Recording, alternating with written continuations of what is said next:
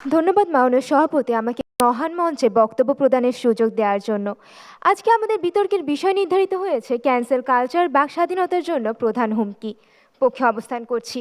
প্রথমে বিপক্ষ দলের প্রথম বক্তার জ্ঞাতার্থে বলে যায়, আপনি যে ভিন্ন মত দমনের সংস্কৃতির ব্যাখ্যা দিয়ে গেলেন তাই মূলত ক্যান্সেল কালচার। বাস্তবতার দিকে লক্ষ্য করা যাক, আমাদের সমাজে বাক স্বাধীনতা শুধু কাগজে আছে, বাস্তবে অনেক আগেই মারা গেছে। আমাদের সমাজ বাক স্বাধীনতা নয় বরং আনুগত্যকে পুরস্কৃত করে, সংখ্যালঘু মত ভিন্ন চিন্তাকে দমন করে, সত্য অজনপ্রিয় হলে তা বাতিল করে, মানুষ সঠিক হওয়ার চেয়েও বেশি নিরাপত্তাকে প্রাধান্য দেয়। বিপক্ষ দলের প্রথম বক্তা যে নারীত্বকে সংজ্ঞাবিদ্ধ করার কথা বলে গেলেন, তারা কি জানেন উইচ হান্টের কথা? ক্যান্সেল কালচার কিন্তু মূলত সেই হান্টের আধুনিক রূপ। উইচ হান্ট মূলত ইউরোপে 1450 থেকে 1750 সালের মধ্যে ঘটে যাওয়া এক মর্মান্তিক ঘটনা, যেখানে হাজার হাজার মানুষকে, বিশেষ করে নারী সমাজকে ক্যান্সেল কালচারের শিকার হতে হয়েছিল। যখনই কোনো নারী কোনো রাজনৈতিক বা প্রভাবশালী ব্যক্তির বিরুদ্ধে মতামত প্রকাশ করতো, তখনই তাকে উইচ অপবাদ দেওয়া হতো এবং সমাজ থেকে বয়কট করা হতো। ক্যান্সেল কালচারও এর ঠিক অনুরূপ।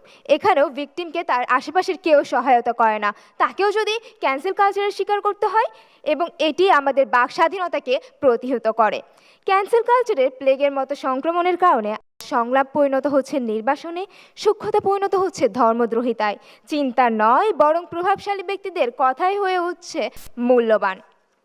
আজকে যদি তারা একে জবাবদিহিতা বলে চিহ্নিত করতে চান, তারা কি এমন কোনো আন্তর্জাতিক বা রাষ্ট্রীয় ঘটনা দেখে যেতে পারবেন যেখানে যে ব্যক্তি ক্যান্সেল কালচারের শিকার হয়েছে সেই সংশ্লিষ্ট ব্যক্তি ন্যায় বিচার, আত্মপক্ষ সমর্থন কিংবা পুনর্বাসনের শিকার পেয়েছে?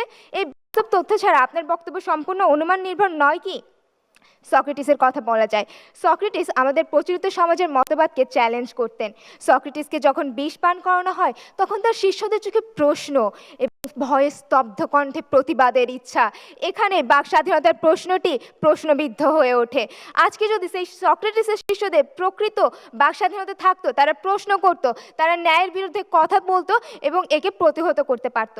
কিন্তু যে সমাজ কর্তৃক বাতিল হওয়ার ভয়ে কথা বলাই অপরাধ, সেখানে তো প্রতিরোধ জন্মই নিতে পারে না, এবং এভাবে আমাদের দর্শন সমাজের মহান জ্যোতিষ্কদের হারাতে হয়। হার্ভার্ড ইউনিভার্সিটির এক সার্ভে অনুযায়ী আমেরিকার প্রায় 2/3 মানুষ মনে করেন ক্যান্সেল কালচার সরাসরি তাদের বাক স্বাধীনতাকে ক্ষতিগ্রস্ত করছে। আমরা যদি বিগত 300 বছরের ইতিহাস পর্যালোচনা করি, আমাদের সমাজে এখন কোনো সময় এখনো এমন কোনো রেনেসা তৈরি হয়নি যার জন্য আজকে পশ্চিমা বিশ্ব যে বাক স্বাধীনতা ভোগ করছে, যে বাক স্বাধীনতার ভিতর দিয়ে বেড়ে উঠছে, তা আমাদের সমাজে আসবে, এবং এর মূল কারণই হচ্ছে ক্যান্সেল কালচার। আরেক জরিপে দেখা যায় ক্যান্সেল কালচার মানুষকে আত্মসেন্সরশিপে বাধ্য করছে, যা কিন্তু সরাসরি বাক স্বাধীনতার লক্ষণ। তথ্যসূত্র FIRE national survey on cancel culture. দেখুন মাননীয় সভাপতি, ক্যান্সেল কালচার কিভাবে আজকে মানুষকে নীরব দর্শকে পরিণত করছে এবং অন্যায়ের বিরুদ্ধে দাঁড়াতে প্রতিহত করছে, তার অন্যতম উদাহরণ কিন্তু বাবরি মসজিদ ভাঙন।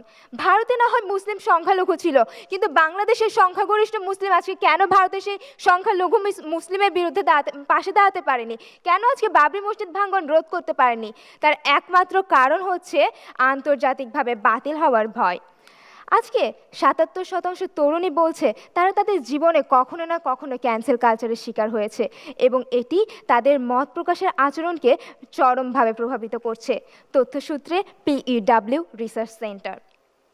মানুষ সভাপতি, আমরা বলছি না যে যে ব্যক্তি মত প্রকাশ করবে সে সবসময় সঠিক হবে। মানুষ মাত্রই ভুল, মানুষ ভুল মতামত প্রকাশ করতেই পারে, কিন্তু এই মতামত প্রকাশের মাধ্যমেই তো সে নিজেকে বুঝবে, নিজের চিন্তাকে বিকশিত করবে এবং ধীরে ধীরে সত্যের পথে এগিয়ে যাবে। কিন্তু যখন আমরা সেই ব্যক্তি ভুল প্রকাশের জন্য তাকে শাস্তির সম্মুখীন করি, তাকে ক্যান্সেল কালচারের মাধ্যমে সমাজ থেকে বাতিল করে দিই, তখনই এই সমস্যাটা হয়ে দাঁড়ায়, তখনই বাক স্বাধীনতার প্রধান হুমকি হয়ে দাঁড়ায় এটি, এবং আমাদের সমাজ থেকে ধীরে ধীরে সত্যের পথ হারিয়ে যেতে থাকে। যুক্তরাজ্যে সম্প্রতি 370 জন বিশিষ্ট একাডেমিক সরকারকে জানান যে তারা ক্যান্সেল কালচারের ভয়ে বিশ্ববিদ্যালয়তে তাদের ভিন্নমত প্রকাশে ভয় পাচ্ছেন। এটি বোঝা যায় স্বাধীন বিশ্ববিদ্যালয়ের চর্চা এবং গবেষণায় ভয়ভীতিতে ক্যান্সেল কালচার কতটা বিরূপ প্রভাব ফেলছে। বিজ্ঞ প্রতিপক্ষ দল যখন যুক্তরাজ্যের মতো এত শক্তিশালী একটি সরকার ব্যবস্থা ক্যান্সেল কালচার দমনে ফ্রিডম অফ স্পিচ অ্যাক্ট প্রণয়ন করেন, তখন এটি স্বীকৃত নয় কি যে ক্যান্সেল কালচারই বাক স্বাধীনতার জন্য প্রধান হুমকি? আশা করি আমার সকল প্রশ্নের উত্তর বিপক্ষ দলের কাছ থেকে আশা ব্যক্ত রেখে আমি আমার বক্তব্য এখানে শেষ করছি। সভাপতি, ধন্যবাদ সবাইকে।